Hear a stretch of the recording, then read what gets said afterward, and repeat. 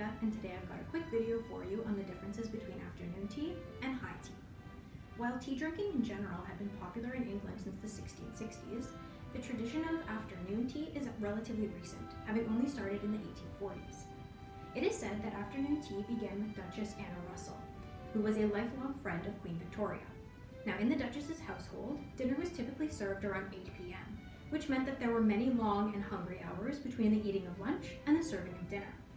So, as the story goes, every day around 4 p.m., the Duchess would be racked with terrible hunger pangs, and she became so famished that eventually she started asking her household staff to bring up plates of cakes, as well as bread and butter and a pot of tea to her room every day at 4 p.m. to tide her over until dinner.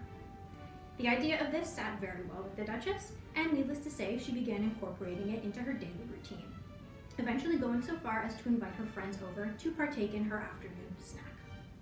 By the 1880s, the afternoon tea craze had hit the rest of England, and ladies can be seen every day from 2 to 5 p.m. enjoying their afternoon tea in the drawing room.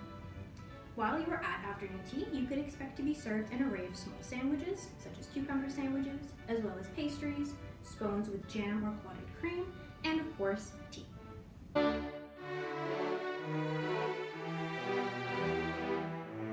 Unlike afternoon tea, high tea was not created with the rich in mind, and actually it started out as supper for the working classes, and as such it consisted of heartier foods and was consumed a little bit later in the day.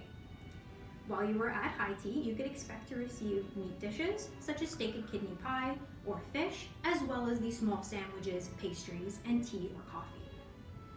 Now, it is still common even today for some to refer to their evening meal as tea.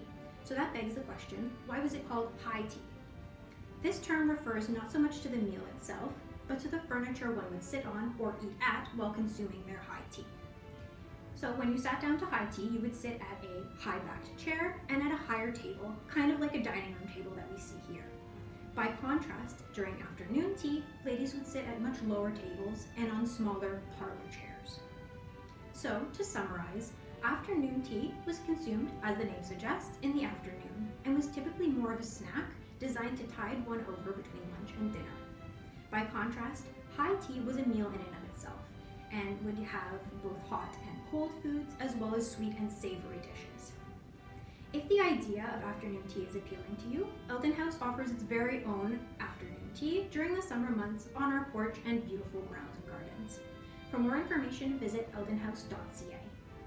We hope you enjoyed this video today. If you did, please give it a thumbs up and consider subscribing for more historical fun with the Harris family. Thanks so much for watching. Until next time, bye!